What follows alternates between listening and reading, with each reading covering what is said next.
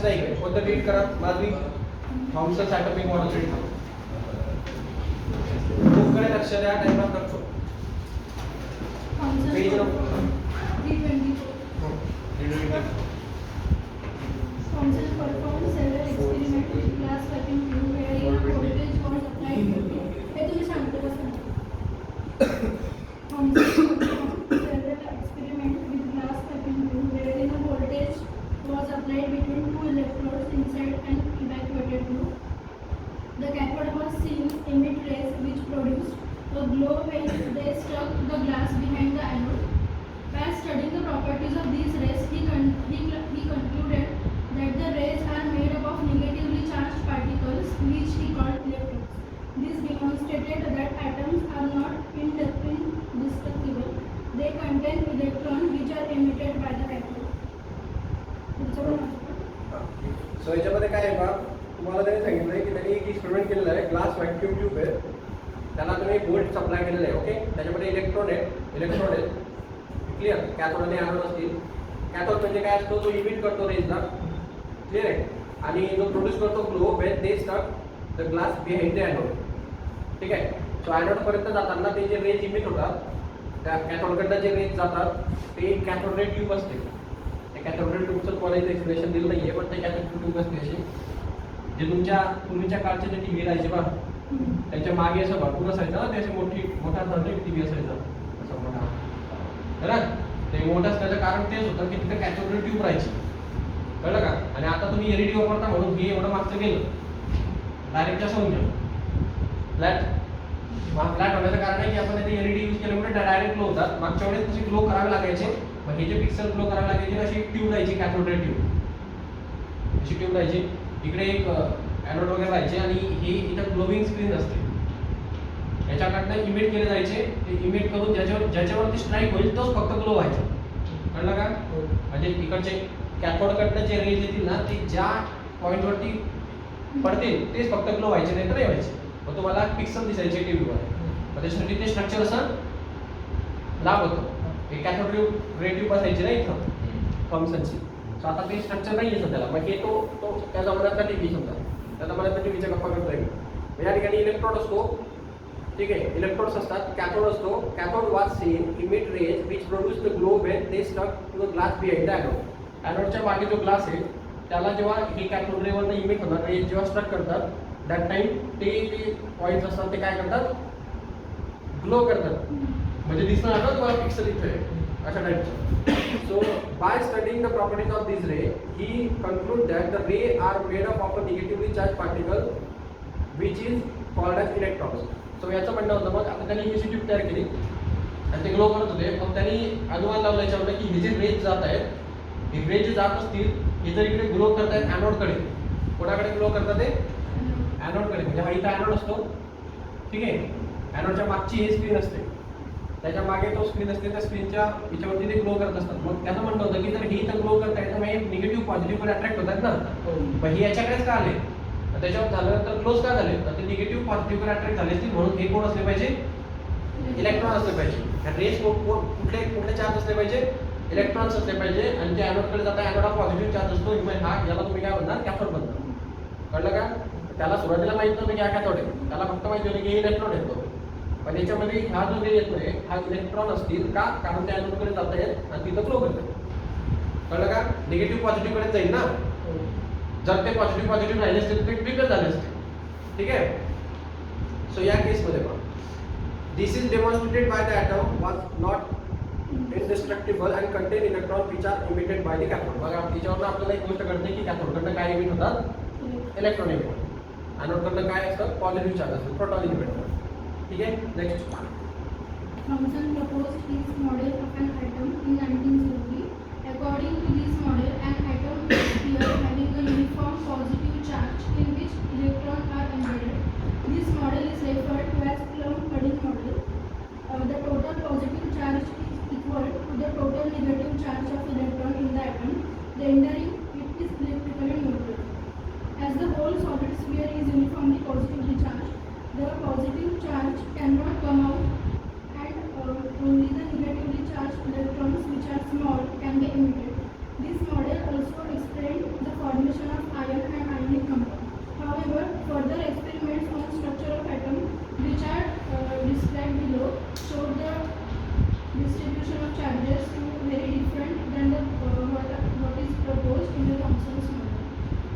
ते plum coding model म्हणजे काय, ते कलिंगडासारखं है ना.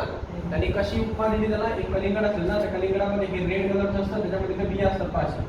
त्याचं म्हणणं होतं की रेड सगळे हे पूर्ण न्यूक्लियस आहे, त्याच्यामध्ये रेड म्हणजे ते पॉझिटिव्ह चार्जेस आहेत, त्याच्यामध्ये हे जे बीज आहेत ना त्या म्हणजे काय निगेटिव्ह चार्जेस. इलेक्ट्रॉन त्याच्यामध्ये फसल्यासारखे वाटतात, म्हणजे त्याला सुरुवातीला माहिती नव्हतं की त्याच्यामध्ये ते रिव्हॉल्व होतात म्हणून. कळलं का. मग त्यांनी अशा टाईपचं त्यांनी इलेक्ट्रॉनचा शोध लावलेला आहे थॉमस, ठीक आहे, थॉमसननी. सो त्यांनी इलेक्ट्रॉन शोधला आणि ते इलेक्ट्रॉन्स कुठं असेल तर मग त्यांनी सांगितलं की असे पॉझिटिव्ह चार्जेसच्या मध्ये कुठेतरी इलेक्ट्रॉन्स असे फिरलेले दिसतात, म्हणजे असं काहीतरी प्लम कोडिंग सारखी अरेंजमेंट असेल ती. त्याच्यानंतर नंतर कोणती पण त्याच्यामध्ये इजाद केला आणि मग त्यांनी म्हटलं की ते रिव्हॉल्व होतात ना की फसलेले. कळलं का. जुन्या ठीक आहे. मग आता याच्यानुसार त्याचं म्हणणं आहे की मग याच्याने काही आपल्याला म्हणजे याच्यात आउटपुट पण आहेत काही. आउटपुट काय आहे की याचं म्हणणं आहे की कॅथोडपासून इलेक्ट्रॉन रिलीज होत असतात, ॲनोडपासून पॉझिटिव्ह चार्जेस रिलीज होणार. जर ते रिलीज होणार तर मग याच्यामधनं आयन बाहेर निघतं. कळलं का. म्हणजे तुम्हाला ते बॅटरी असते पाशी, ॲनोड आणि कॅथोड सांगितलेला असतो, याच्यामधनं ते झिंक आणि कॉपरची बॅटरी असते पहा. झिंक आणि कॉपरच्या बॅटरीचे सेल असतील तुम्हाला. झिंक वगैरे जर समजा कॅथोड आणि असेल तर पॉझिटिव्ह चार्जेस इकडे येतील, याचे निगेटिव्ह चार्जेस इकडे जातील. मग कॅटायन्स आणि आयन्स तयार होतात का केमिस्ट्रीमध्ये असेल व्होल्टा सेल वगैरे त्या प्रकारामध्ये. तर कॅटायन्स आणि आयन्स जे प्रोड्यूस होतात तर ते इलेक्ट्रॉन बाहेर निघते म्हणून तसं झालं ना, प्रोटॉन्स आणि इलेक्ट्रॉन्स. मग याच्या म्हणण्यानुसार आहे की जर एक स्फिअर असेल त्याच्यामध्ये जर चार्ज असेल तर त्याच्यामधनं जर तो चार्ज पूर्ण झालेला असेल त्याच्यातनं पॉझिटिव्ह चार्ज कधी बाहेर निघत नाही, त्याच्यामधनं कधी पण निगेटिव्ह चार्जेस म्हणजे इलेक्ट्रॉन्स बाहेर निघतात. मग त्यांनी सांगितलं की आयन्स बाहेर निघतात. कळलं का. ते आयन्स याच्या ठिकाणून इकडे ट्रॅव्हल होऊ शकतात. कळलं का. मग आपण इलेक्ट्रोप्लेटिंग वगैरे ज्या प्रकार करतो, म्हणजे सोन्याची परत चढवतो, अल्युमिनियमची परत चढवतो, इलेक्ट्रोप्लेटिंग म्हणतो ना आपण त्याला, है ना. म्हणजे असं काहीतरी गोल्ड आता घेतला आपण, त्याच्यावरती इकडे गोल्ड घेणार, त्या गोल्डचे आयन्स याच्यावर पाठवणार, म्हणजे याला आपण गोल्डची परत करते बाहेर, त्याला इलेक्ट्रोप्लेटिंग म्हणतात. तो इलेक्ट्रोप्लेटिंग कन्सेप्ट याच्यावरती डिपेंड आहे. ते आयन्स निघतात आणि त्याच्यावर जाऊन बसतात. कळलं का. त्या फॉर्मेटून निघतात आणि जाऊन बसतात. ते सगळे जाऊन तिथं बसतात. ज्याच्यावर तुम्हाला प्लेटिंग करायची आहे तो ॲनोड असतो. कळलं का. म्हणजे एक मेटलची स्ट्रीप घेतली मी आयनची आणि मला त्याला सोन्याचा कलर द्यायचा आहे, म्हणजे गोल्डन, त्याला आपण बेंटेकचे दागिने म्हणतो का, ते प्लेटिंग केलेली असते. ते ॲक्च्युअल गोल्ड आहे का, प्लेटिंग केलेली. प्लेटिंग म्हणजे काय, मग ते आयनची स्ट्रीप घ्यायची, त्याला ॲनोड घ्यायचं आणि गोल्डचं जी स्ट्रीप असते त्याला कॅथोड घ्यायचं. ते गोल्डचे छोटे छोटे आयन जातात आणि त्याच्यावर जाऊन बसतात. मग ते वरच्या बाजूने परत तयार होते नशी, मग ते गोल्ड सारखी दिसते. नाही समजलं. कसं असतं. सो हा असा प्रकार आहे पूर्ण. याच्यावर क्वेश्चन येण्याचे चान्सेस निग्लिजिबल आहे, त्यामुळे जास्त टेन्शन घेऊ नका, फक्त नॉलेजसाठी लक्षात ठेवा. ठीक आहे. हे जर माझं एक्सपेरिमेंट काढून टाकलेलं आहे त्याचा काही प्रश्न नाही. Rutherford fourth model, Rutherford atomic model हे इम्पॉर्टंट आहे. याच्या पुढचं त्यांनी प्रपोज केला, याने प्लम फ्लोरिंगची अरेंजमेंट दिली ना, रुदरफोर्डने कसली अरेंजमेंट दिली असणार, जे नॉर्मल आता तुम्ही यूज करतात. न्यूक्लियस असणार, न्यूक्लियसच्या अराउंड एक न्यूक्लियस असेल तर न्यूक्लियसमध्ये काय असेल, प्रोटॉन्स आणि न्यूट्रॉन्स असतील. ठीक आहे. आणि त्याच्या अराउंड काय असतात, इलेक्ट्रॉन्स रिव्हॉल्व होत असतात. हे कोणाची अरेंजमेंट आहे, रुदरफोर्ड. कोणाची अरेंजमेंट आहे की रुदरफोर्ड. हे नवीन आधुनिक जे यूज करतात. ठीक आहे. म्हणून घ्या. Result of Weber-Monsters experiment could not explain by Thomson's model. In that model, the positive charge was uniformly spread over a large sphere consisting the atom. The volume density of the positive charge would thus be very small, and all the incident alpha particles would get deflected only through very small angles. Rutherford argued that the alpha particles which were deflected back must have encountered a massive particle with large positive charge, so that it was repelled back. From the fact that extremely small number of alpha particles turned back while most other passed through almost undeflected, he concluded that the positively charged particle in the atom must be very small in size and must contain most of the mass of the atom. From the experimental data, the size of particle was found to be about 10 femtometer, that is 10 raised to minus 15, which is about 10 raised to minus 15 times the size of the atom. The volume of particle was thus found to be about 10 raised to minus 15 times of an atom. He called this particle the nucleus of the atom. So या ginger आणि Marjorie एक्सपेरिमेंटमध्ये तुम्हाला एक diagram दिसते का बुकमध्ये? तो experiment काढून टाकलाय पण मी सांगतोय त्याच्यामध्ये फायनली काय आहे थोडंसं शॉर्टमध्ये पहा. एक सोर्स ऑफ लाईट दिलेला आहे, इथून एक लाईट जातो, इथं एक कोणी मॅटर दिलेलं आहे जे त्याला डिफ्लेक्ट होतील का नाही, डिफ्लेक्ट होऊ देत नाही समजा कुठं, आणि झालं तर समजतं. नंतर हे एक गोल्डन फॉईल आहे पहा अशी, त्या गोल्डन फॉईलवरती हे स्ट्राईक होतं. ठीक आहे, हे स्ट्राईक झाल्यानंतर याच्यामधनं काही रेज पास होऊन जातात जसे. ठीक आहे, म्हणजे गोल्डन फॉईल म्हणजे काय, म्हणजे गोल्डची अशी छोटीशी फाईल असते. तुम्ही पोळ्या वगैरे बंद करता तो कागद वापरतात ना, ॲल्युमिनियम फॉईल, हा त्याचा सिस्टम सेम तशी, फक्त ॲल्युमिनियमची असते, गोल्डची. ठीक आहे ना, अशी गोल्डची फॉईल असते, त्याच्यामधनं तो पास होईल ना. आता कारण हे अल्फा, हे आणि जे रे पाठवलेत ना, हे अल्फा रे पाठवलेत, positive charges. Alpha positive charges असतात, बीटा निगेटिव्ह चार्जेस असतात, गॅमा न्यूट्रल असतात, ना पॉझिटिव्ह ना निगेटिव्ह. सो याने पॉझिटिव्ह चार्जेस इकडनं पाठवलेले आहेत. सो हे पॉझिटिव्ह चार्जेस जेव्हा या गोल्डन फॉईलवर स्ट्राईक करतील दॅट टाइम त्याच्यामधनं काही पास होऊन जातात आणि काही रिफ्लेक्ट होतं. कळलं का? मग हे जे काही रिफ्लेक्ट होतात आणि गो बॅक येतात, म्हणजे मागच्या बाजूला येतात, तिथं दाखवलंय मध्ये, मग ते डिटेक्ट करतो ना तो. इथं डिटेक्टर आहे पहा, दिसतोय का? हे बॅक झालेल्यानंतर तो डिटेक्ट करतो. मग तो याच्यावरनं समजतं त्याला की हे पॉझिटिव्ह चार्जेस आहे का निगेटिव्ह चार्जेस आहे. कळलं का? तर त्याचं म्हणणं आहे की जर हे गो बॅक येत असतील किंवा ट्रान्सफर होत नसतील, जास्त डेविएशन जर होत नसेल, तर याचा अर्थ तो त्याचा न्यूक्लियसच्या पार्टमध्ये येतो, ॲटमच्या. त्याचा मास आहे ना, ते जे गोष्ट हेवी आहे ती लवकर रिफ्लेक्ट होत नाही. हेवी ऑब्जेक्ट रिफ्लेक्ट लवकर तो तोडून जातो ना पुढे सिस्टीमला, मग तो त्याच्या मॉलिक्यूल मधनं डायरेक्ट पास होऊन जातो. मग हे जे बाहेर पास होत आहेत ना, हे त्याच्या न्यूक्लियसचे ॲटम्स असतील, न्यूक्लियसमध्ये इनबिल्ट असेल, त्याचं मासिव्ह ऑब्जेक्ट असेल आणि ते रिफ्लेक्ट होतोय, त्याची वेट कमी असेल सो दॅट्स वाय तो रिफ्लेक्ट होतो. पण या केसमध्ये हा काय करतो, हा जो पॉझिटिव्हली पाठवतो असतो इकडनं, त्याच्यामध्ये हे रिफ्लेक्ट होऊन जातात. मग त्याला ते नीट सांगता येत नाही की हे बाहेर आहे का आत आहे. प्रोटॉन्स, मग फक्त इलेक्ट्रॉन नाही आहे, त्याच्यासोबत पॉझिटिव्ह चार्जेस पण आहेत, पण ते कुठं आहे, बाहेर एका मध्ये ते नाही समजत. कळलं का? मग यांनी त्याच्यामध्ये ॲडिशन केली रुदरफोर्डने की हा जो तुम्ही म्हणताय ना की हा पॉझिटिव्ह चार्ज जो आहे, हा पॉझिटिव्ह चार्ज जर बाउंड म्हणजे तो त्याला स्ट्राईक होऊन पण पास होतोय, रिफ्लेक्ट होत नाहीये, तर हा त्याचा मासिव्ह पार्ट आहे. ठीक आहे, म्हणजे त्याचं पूर्ण मास प्रोटॉनमध्ये, त्या पूर्ण ॲटमचं मास प्रोटॉनमध्ये, जेवढे प्रोटॉन असतात तेवढे न्यूट्रॉन असतात, पण त्याचं न्यूक्लियसचं जे मास असतं, न्यूक्लियसचं जे सेंटर असतो न्यूक्लियस, आणि हे इलेक्ट्रॉन्स असतात. ठीक आहे, बाहेर, तर त्याचं जे मास आहे ते कोण रिप्रेझेंट करतं, प्रोटॉन. हां, म्हणजे त्याचे प्रोटॉन्स न्यूक्लियसमध्ये असतात, त्याच्या मासिव्हला रिप्रेझेंट करतात. इलेक्ट्रॉनचं मास खूप कमी असतं, जेवढे प्रोटॉन्स असतील तेवढेच इलेक्ट्रॉन्स असतात, पण त्याचं मास कमी असतं. कळलं का? नंबर काउंटिंग सेम असणार बट मास डिफरंट असणार.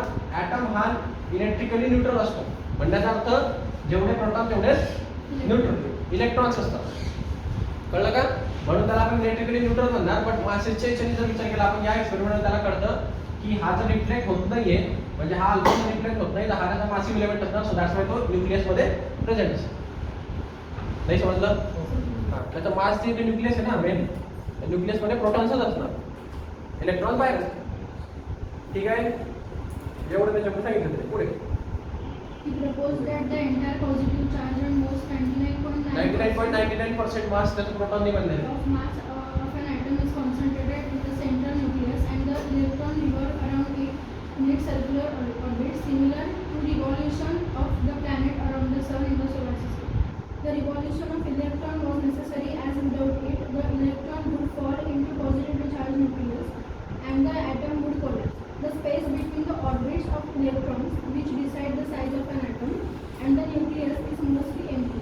Thus, most alpha particles pass through this empty space undeflected, and a very few which are in direct line with a tiny nucleus or extremely close to it get repelled and get reflected to the large angles.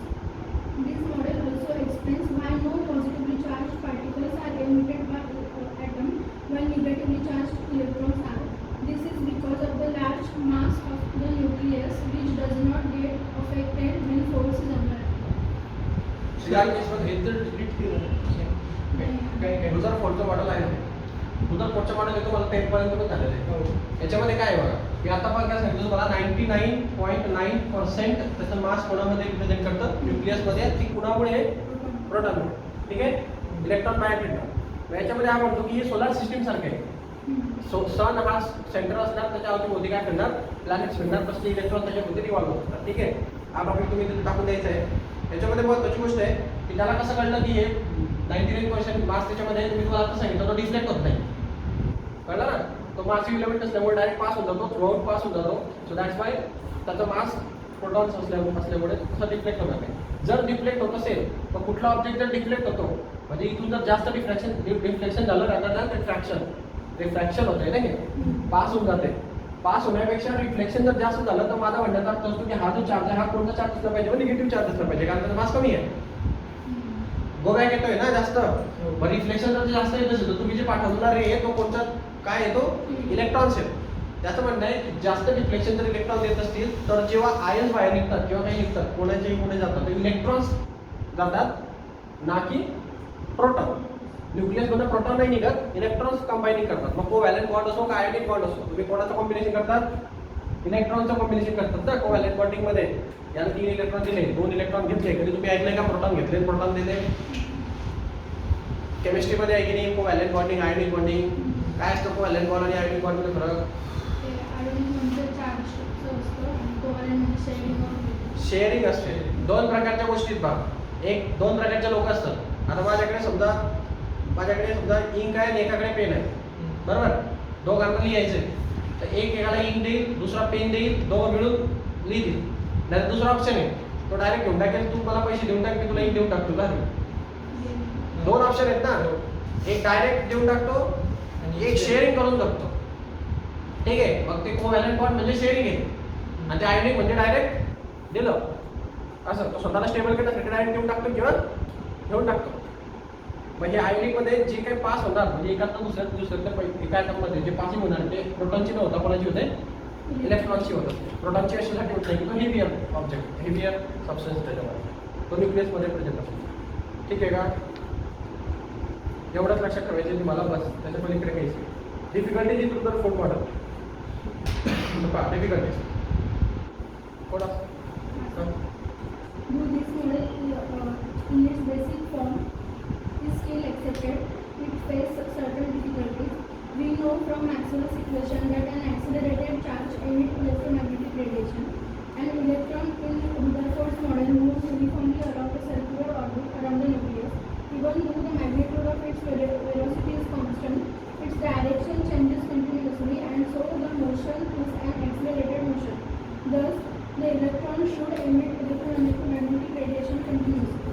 Also, as it emits radiation, its energy will decrease and consequently the radius of its orbit will decrease continuously. It would then spiral into the nucleus, causing the atom to collapse and lose its atomic properties. As the electron loses energy, its velocity changes continuously, and the frequency of the radiation emitted will also change continuously as it moves towards the nucleus. None of these things are observed. Firstly, most atoms are very stable, and secondly, they do not constantly emit electromagnetic radiation and definitely not varying frequency. The atoms have to give an energy, example by heating, for them to able to emit radiation, and even then they emit electromagnetic radiation of particular frequencies, as will be seen in the next session. Rutherford's model fails on this counts. So या केसमध्ये पहा, रुदरफोर्डने जे काही सांगितलं तुम्हाला की तो त्याच्यामधनं जेव्हा काही पास होता, तो इलेक्ट्रॉन जेव्हा बाहेर निघतो तेव्हा त्याचे इलेक्ट्रॉन डायरेक्ट जाऊन बाहेर जाऊ. ठीक आहे, इलेक्ट्रॉन डायरेक्ट पास होणार एका ह्याच्यामधनं दुसऱ्या ह्याच्यामध्ये. आता याला मॅक्सवेलनी ऑब्जेक्शन घेतलं इलेक्ट्रोमॅग्नेटिक रेडिएशनच्या फॉर्ममध्ये. ठीक आहे, मग याच्या म्हणण्यानुसार रेडिएशनच्या फॉर्ममध्ये आता बघा तुम्हाला एक समजू की मॅक्सवेल इक्वेशनचं म्हणणं काय आहे की जर ॲक्सेलरेटेड चार्ज असेल तो इमिट असेल इलेक्ट्रोमॅग्नेटिक रेडिएशनच्या फॉर्ममध्ये. ॲक्सेलरेटेड चार्ज म्हणजे काय, आयदर तो निगेटिव्ह असू शकतो किंवा पॉझिटिव्ह असू शकतो, पण या ठिकाणी आपण निगेटिव्ह घेणार बिकॉज जो चार्ज जाणार आहे तो कोण आहे, इलेक्ट्रॉन. ठीक आहे, सो त्याच्यामध्ये काहीतरी ॲक्सेलरेशन असणार. ॲक्सेलरेशनसाठी असतं की जर हा इलेक्ट्रॉन आहे, सपोज हा सनच्या भोवती अर्थ समजून घ्या तुम्ही, अर्थ आहे ना, हा सन आहे. ठीक आहे, अर्थ जर रोटेट होते तर अर्थमध्ये काहीतरी ॲक्सेलरेशन असल्याशिवाय अर्थ त्या ऑर्बिटमध्ये मूव्ह होऊ शकत नाही. मागे पण सांगितलं तुम्हाला, जर त्याचं ॲक्सेलरेशन मी बंद करून टाकलं तर अर्थ डायरेक्ट सनकडून बाहेर. का? कारण ते ग्रॅव्हिटेशनल फोर्स असतो तो त्याला अट्रॅक्ट करतो. त्याला रिमूव्ह करण्यासाठी सेंट्रिफ्युगल फोर्स लागतो. तो सेंट्रिफ्युगल फोर्स त्याला कुणामुळे भेटतो? या ऍक्सलरेशनमुळे भेटतो. कळलं का? हा. आता सेंट्रिफ्युगल फोर्सला रिस्पॉन्सिबल कोण आहे? हे ऍक्सलरेशन आहे. मग त्यांनी तशी अरेंजमेंट केली ना ती. याच्यासारखंच आहे ना. मग इलेक्ट्रॉनला एक पर्टिक्युलर ऍक्सलरेशन असलं पाहिजे. ठीक आहे.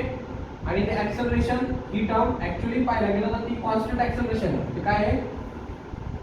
Constant acceleration. ऍक्सलरेशन आहे पण कॉन्स्टंट ऍक्सलरेशन आहे. कॉन्स्टंटचं मिनिंग असतं ऍक्सलरेशन आहे पण कंटिन्युअसली चेंज कसं आहे? Same. Change in acceleration same, म्हणजे प्रत्येक सेकंडमध्ये वाढणारं ऍक्सलरेशन सेम असतं. ठीक आहे. सो ऍक्सलरेशन कॉन्स्टंट असतं. याला ऍक्सलरेशनला भेक्टर का घ्यावं लागते? इथं बिकॉज त्याची डायरेक्शन कंटिन्युअसली चेंज होत राहते. मॅग्निट्यूड सेम आहे पण डायरेक्शन चेंज होत राहते. कळलं का? आणि acceleration he vector quantity, so that's why ती व्हेरिएबल येऊन जाते. मग डायरेक्शन चेंज झाली ना. मॅग्निट्यूड भलेही तुम्ही कॉन्स्टंट घेतलेली, मॅग्निट्यूड कधी तुम्ही नाही जरी चेंज केली तरी चालेल, बट डायरेक्शन चेंज झाल्यामुळे तो वेक्टरमध्ये जातो आणि ऍक्सलरेशन कंटिन्युअसली चेंज होतं. कळलं का? मग आता याचं म्हणणं इथं की हे जे तुमचा ऍक्सेलरेटेड चार्ज आहे तो जर इमिट होणार इलेक्ट्रोमॅग्नेटिक रेडिएशनच्या फॉर्ममध्ये. आता इलेक्ट्रोमॅग्नेटिक रेडिएशनच्या फॉर्ममध्ये बरेच रेडिएशन बाहेर निघतात. सनपासून जे आपल्याकडे रेडिएशन येतात लाईट एनर्जी कोणत्या फॉर्ममध्ये येते? इलेक्ट्रोमॅग्नेटिक वेव्हच्या फॉर्ममध्ये बाहेर निघत असते. तुम्ही कुठल्या ऑब्जेक्टला हिट केलं तुम्ही दुरून त्याला हिट म्हणजे ऑब्झर्व करू शकतात है ना. आता इथं गरम केलं मी तर मला दुरून हिट लागते ना. तर हे कसं करतं? ते इलेक्ट्रोमॅग्नेटिक रेडिएशनच्या फॉर्ममध्ये ती एनर्जी आपल्यापर्यंत पोहोचत असते. ते रेडिएशन्स येताना म्हणजे ते वेव्हज येताना त्याच्यासोबत काय कॅरी करतात? हीटला कॅरी करतात, एनर्जी कॅरी करतात ना. आता हे सनचा लाईट आहे, फक्त लाईट यायला पाहिजे होता ना. हीट कसं काय आली? हीट पण आली ना सोबत. पुन्हा तुम्हाला आल्यानंतर गरम होत नाही का आपल्याला? मग इलेक्ट्रोमॅग्नेटिक वेव्हज पास होताना त्याच्यासोबत काय कॅरी करतात? एनर्जी कॅरी करतात. कळलं का? हां. मग हे एनर्जी कॅरी करत असतात. आता रुदरफोर्ड मॉडेलमध्ये काय म्हणणं याचं? Electron in Rutherford model moves uniformly along the circular orbit सांगितलं तुम्हाला न्यूक्लियसच्या पुढे. Even though the magnitude of its velocity is constant, its direction changing, so that's why accelerated motion असतं. हे पण सांगितलं. Thus हे अशासाठी सांगतोय की थेरी क्वेश्चन येऊ शकतो याच्यावर. रुदरफोर्ड मॉडेल आणि त्याचे फेल्युअर. ठीक आहे. म्हणून याच्यावर आमचं ॲटॉमिक स्पेक्ट्रावर येईल ना. स्पेक्ट्रावर येतो. स्पेक्ट्राचं तुम्हाला ॲटॉमिक स्पेक्ट्रा म्हटलं ना की रमन्स थेरी पण आठवली पाहिजे. आता मागे सायन्स डे झाला ना.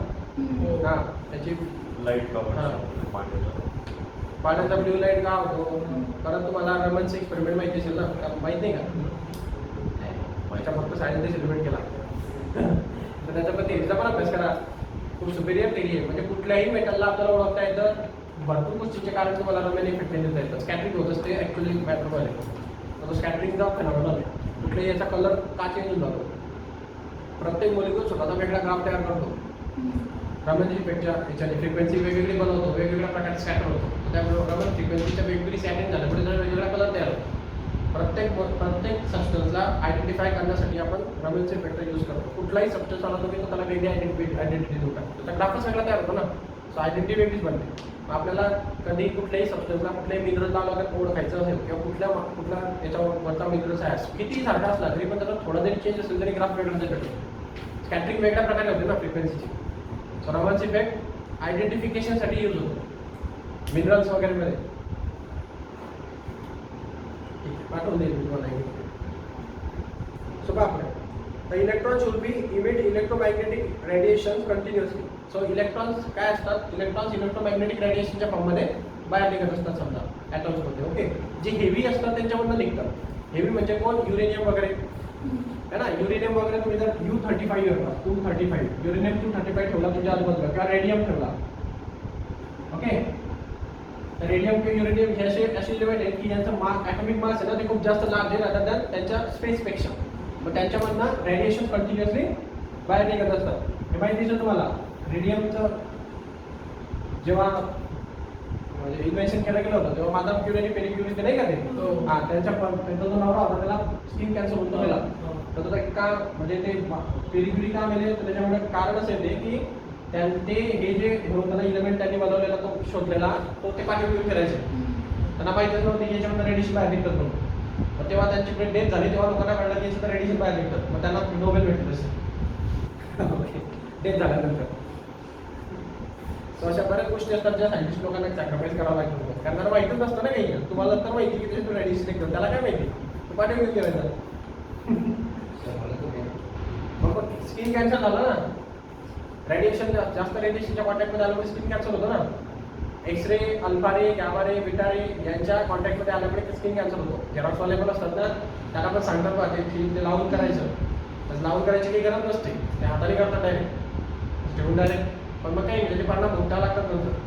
ते काही वर्ष जर त्यांनी केलं कंटिन्युअस, त्याला स्किन कॅन्सर होऊन जातं. ते डॅमेज करतात सेलला. ठीक आहे सर ईच रे डॅमेज करते, म्हणजे हर एक रे डॅमेज करते सेलला. हर एक रे डॅमेज कंटिन्युअसली डॅमेज होत राहते ना. कॅन्सर म्हणजे काय असतं माहिती का तुम्हाला, तुमची सेल कंटिन्युअसली पेनफुल राहिली म्हणजे त्या कंटिन्युअसली पेन होत राहिलं की ते स्वतःचं स्ट्रक्चर स्वतः चेंज करून टाकते आणि स्वतः निर्णय घ्यायला म्हणतो. तिच्याकडे स्वतः निर्णय घेण्याची क्षमता असते, पण तिच्यावर कंट्रोल ठेवलेला आहे ब्रेनने, है ना. आता समजा इथं कट झालं बरोबर, तर कट झाल्यानंतर इथं सेल कोण भरून काढतं, ते ब्रेन नंतर भरायला ती स्वतः सेल भरते. तिला मायटोकॉन्ड्रिया तिच्याकडे सगळे आहे. तिच्याकडे स्वतःची एनर्जी तयार करण्याची सिस्टीम आहे, तिच्याकडे भरून काढण्याची सिस्टीम आहे, तिच्याकडे स्वतःचा न्यूक्लियस आहे, तिच्याकडे सगळं सेलकडे सगळं असतं. फक्त तिला कंट्रोल ही सिस्टीम आहे. कळलं का. जसं माणसांमध्ये आपला प्राईम मिनिस्टर आहे, पुढे देशाला कंट्रोल करतो की नाही. म्हणजे आहे सगळ्यांना सगळे, पण सगळ्यांच्या कंट्रोल जातात की नाही, अशी सिस्टीम आहे ब्रेन जीवनमध्ये. तर त्यामुळे ते कंटिन्युअस जर तुम्ही तिला पेन करतात, म्हणजे तुम्ही रेडिएशनच्या कॉन्टॅक्टमध्ये कंटिन्युअस जर राहिले तर कंटिन्युअस तुमची सेल तिथं पेन होत राहते, म्हणजे तिला कंटिन्युअसली त्रास होत राहतो. मग एक पर्टिक्युलर 1-2 वर्षानंतर ते कंटिन्युअस पेनमुळे ती स्वतःचं स्ट्रक्चर बदलून ठेवून देते. मग ती न्यूक्लियसचा ऐकणं बंद, ते याचा ऐकणं बंद करते. म्हणजे जे इम्युनिटी सिस्टम असते तुमची, काय म्हणतात त्याला, इम्युनिटी म्हणतात त्याला, फीडबॅक सिस्टमला काय म्हणतात बॉडीमध्ये, सेंड करते मेसेजला की बाबा दुखतंय करते. नर्वस सिस्टम डॅमेज करते आणि ब्रेनचा कंट्रोल सुटतो. त्याचा दादा ब्रेनचा कंट्रोल सुटला की ते स्वतःसारखे सेल तयार करायला लागते, मग त्याला म्हणतात ट्यूमर. ते नॉनस्टॉप करते. नॉनस्टॉप करते ना. मग आता एक सेल आहे ती बदलाव जर केली तर बाकीची सेल तयार करायला लागते त्याच्यासारखे, कारण तिला तयार करण्याची अक्कल असते. किती क्रॉस केलं कटला तर कशी तयार करते ती सेल, तिथं तशी तिला तयार करण्याची अक्कल असते. मग ते ट्यूमर वाढवत जाते मग ट्यूमर होत जातो बॉडीमध्ये. मग ती तिच्या बाजूची येतात ते त्यांना पण बघा करायला लागतो, चालते पूर्ण बॉडीमध्ये तसं असं असतं. समजलं का प्रकार हा. चला पुढे, सगळं ते इंटरलिंक्ड आहे. सो याच्यामध्ये पहा, and it emit the radiation, its energy will decrease and subsequently. आता याच्यामध्ये कसं आहे बघ, जर हा U235 किंवा रेडियम नावाचे जे असे इलेमेंट्स आहेत त्याच्यामध्ये जर कुठली इलेक्ट्रॉन्स वगैरे किंवा बाहेर पडते किंवा इलेक्ट्रोमॅग्नेटिक वेव्हच्या फॉर्ममध्ये त्याचे ॲटॉमिक मास ते कमी होणार आहे ना. हा असं काय करतो, रेडिएशन बाहेर का सोडतो तो, त्याला स्वतःचं काय कमी करायचे, मास. कळलं का. हा का सोडणार रेडिएशन बाहेर, बाकीचे सोडत नाही, हाच का सोडतो, त्याच्याकडे मास जास्त झाले त्याच्या क्षमतेच्या बाहेर. कळलं का. मग तो काय करणार, ते रेडिएशनच्या फॉर्ममध्ये बाहेर सोडणार. मग ते केल्याने तिचं काय कमी होतं, मास कमी होतं. मास कमी होतं म्हणजे काय, मग आता हे जशी इलेक्ट्रॉनची काउंटिंग कमी होते तशी प्रोटॉनची पण काउंटिंग कमी होते ना, त्याला इलेक्ट्रिकली न्यूट्रल राहायचंय. सो प्रोटॉनची काउंटिंग कमी झाल्यामुळे त्याचा मास पण कमी होत चालतो. कळला काय प्रकार. सो मग असं तो करत असतो. आता याच्यामध्ये it would in a spiral into the nucleus causing the atom to collapse or lose its atomic property. As the electron lose energy, its velocity changes continuously and frequency of the radiation emitted will also change continuously. So जर कुठला element जर emit करत असेल त्याच्या मासला बाहेर, ठीक आहे, तर त्याची जी व्हेलॉसिटी असते कंटिन्युअसली, जी व्हेलॉसिटी असते त्याची इलेक्ट्रॉन्स बाहेर पॉईंट कशी जाण्याची, इलेक्ट्रॉन जात असतात नाही कोणाची, ठीक आहे. आता याच्यातनं काही बाहेर पडत आहेत, म्हणजे इथे एक होता तो बाहेर निघला, इथे एक होता बाहेर निघला. कळलं का. म्हणजे इलेक्ट्रॉन बाहेर निघण्याने फरक काय पडेल, तर हे बाहेरचे जे आहेत निगेटिव्ह चार्जेस आहेत, बरोबर, ठीक आहे, ठीक आहे. आणि हे मध्ये सगळं काय पॉझिटिव्ह चार्जेस आहे सगळ्या न्यूक्लियस मध्ये. जेवढी इथं इलेक्ट्रॉनची संख्या वाढते तेवढं हे ऑर्बिट दाबलं जातं, म्हणजे असं कमी होईल उलट. कळलं का. का, जर याच्यात इलेक्ट्रॉनची संख्या वाढवली तर हे ऑर्बिट इथून इथे येईल, का अट्रॅक्ट करेल. कळलं का. हे पॉझिटिव्ह या निगेटिव्हला खूप जास्त ओढतं, कारण त्याच्याकडे कोणची पोलॅरिटी वाढायला लागली, निगेटिव्ह पोलॅरिटी वाढते, हे पॉझिटिव्ह त्याला उडायला लागतं, म्हणजे हे कॉन्ट्रॅक्ट व्हायला लागतं. कळलं का.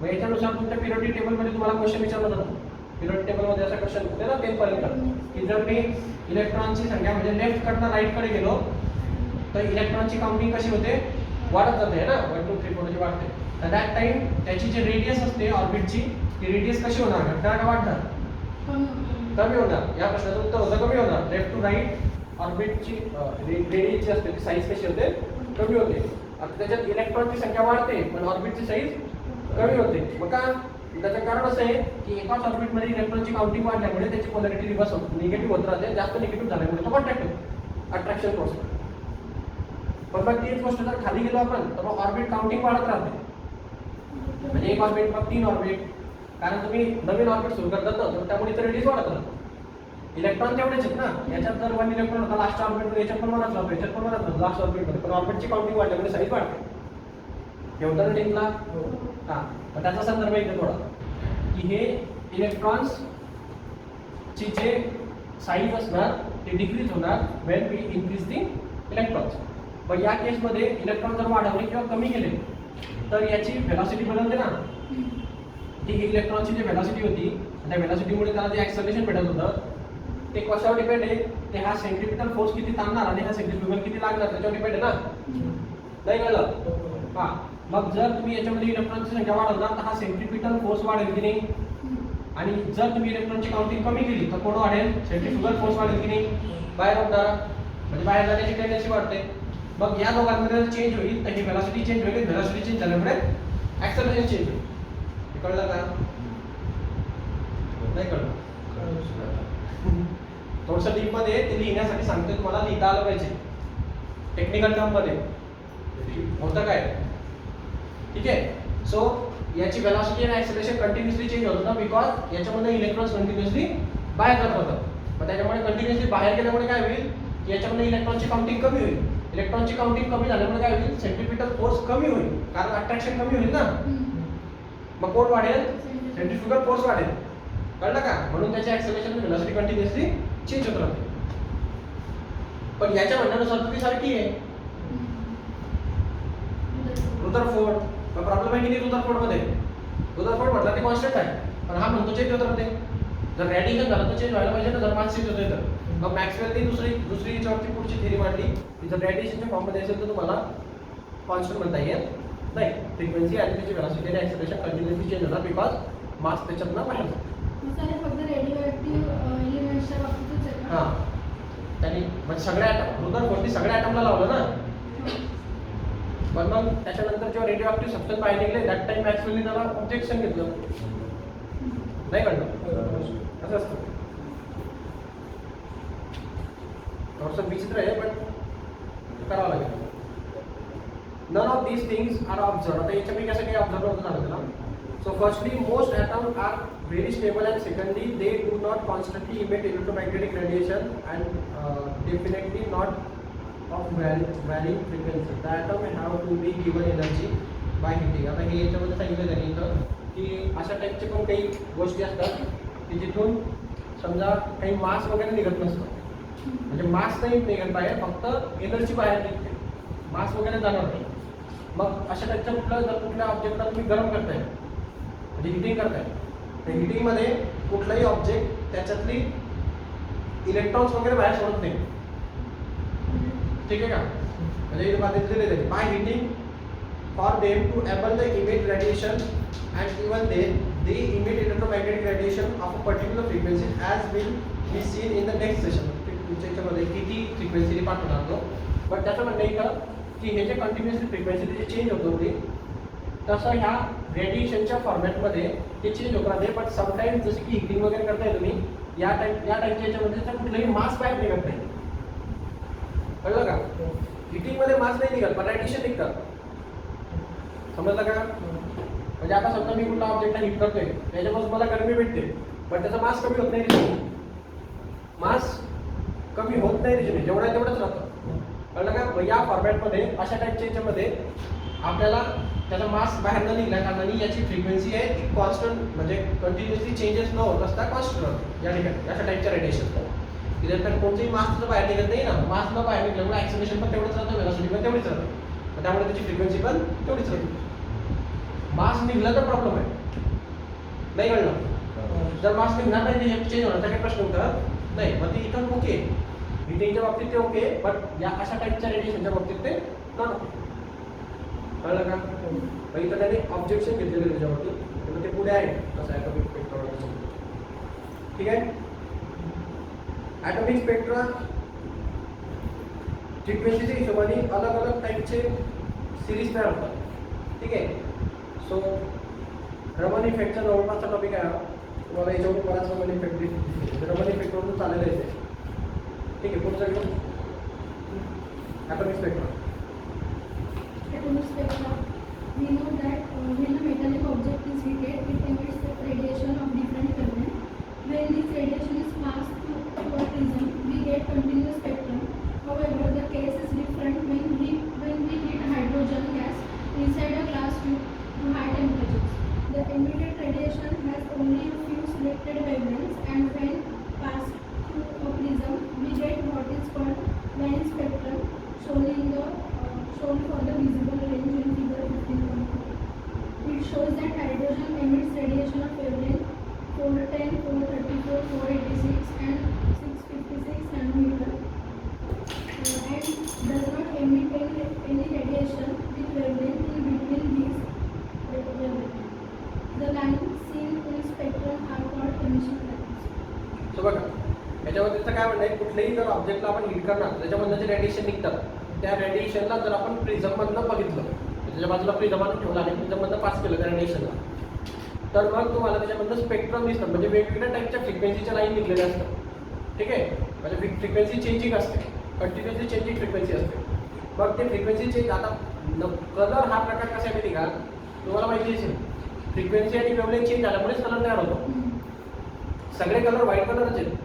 ते न्यूटननी आहे ना डिस्पर्शनच्या थिअरीमध्ये असा प्रिझम असतो, तुम्ही झालेला असेल 18 पर्यंत. एक व्हाईट लाईट येतो, ओके, त्याच्या प्रिझममधनं 7 कलर्समध्ये सेग्रिगेशन होतं. आणि डिस्पर्शन म्हणतो आपल्याला.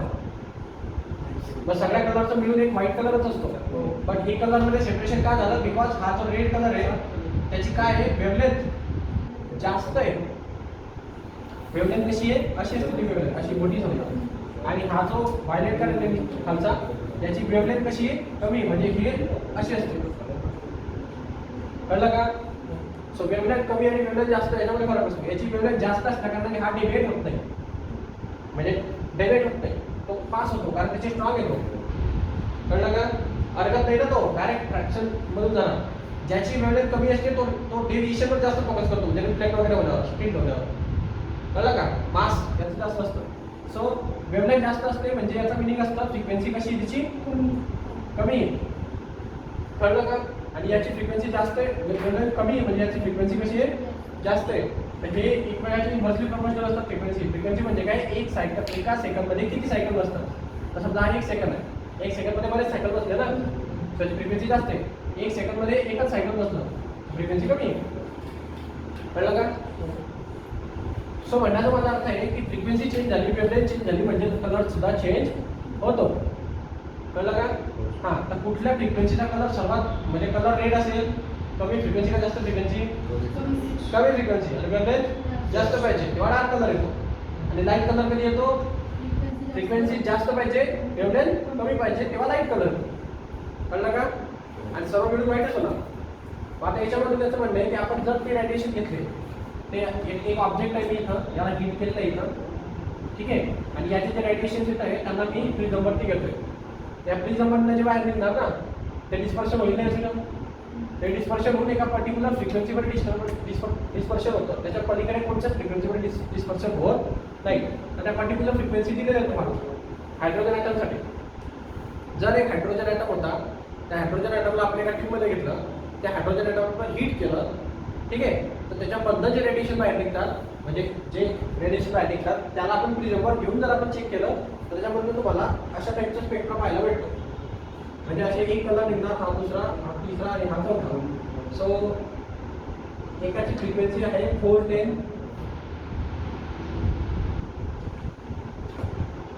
410, दुसऱ्याची फ्रिक्वेन्सी आहे 434, दुसऱ्याची फ्रिक्वेन्सी आहे 486, चौथ्याची आहे 656 नॅनोमीटर. ठीक आहे, हे कळलं का? 4 टाईपचे कलर निघू शकतात जास्तीत जास्त. हायड्रोजनला जर आपण हीट केलेलं आहे आणि त्याच्यातनं जर त्याला घेऊन प्रिझमवर ठेवलं आहे, त्याच्यामधलं 4 टाईपचे कलर तुम्हाला पाहायला भेटतात स्पेक्ट्रममध्ये, प्रिझममधनं निघतात. याच्या व्यतिरिक्त कुठलीही फ्रिक्वेन्सी याच्यातनं निघत नाही. कळलं का? व या सिरीज आहेत, तर मी म्हटलं तुम्हाला लाईन पास्चर वगैरे है ना, याच्या व्यतिरिक्त तुम्हाला अशी मधली बिटवीन कुठलीच फ्रिक्वेन्सी भेटणार नाही. 4च फक्त कलरचे कलर भेटतात. ते 4 प्रकारचे कलर तुम्हाला स्पेक्ट्रमवरती दाखवलेत ना, दिसतंय का? ओके, सो 656 नॅनोमीटरला रेड भेटते आहे, दिसतंय ना?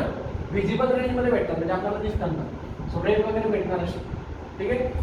सो कलर दिसतात ना तुम्हाला, ते ग्रीन कलर आहे, नंतर थोडा पर्पल कलर आहे, नंतर रेड टाईप कलर आहे, लास्टला पुन्हा रेड कलर आहे. क्लिअर? हे स्पेक्ट्रा दिसतात. स्पेक्ट्रा म्हणजे काय? असे कलर. जर ग्रॅडिशनला आपण त्याच्यामध्ये घेतलं तर आपल्याला असे कलर दिसतात. कळलं?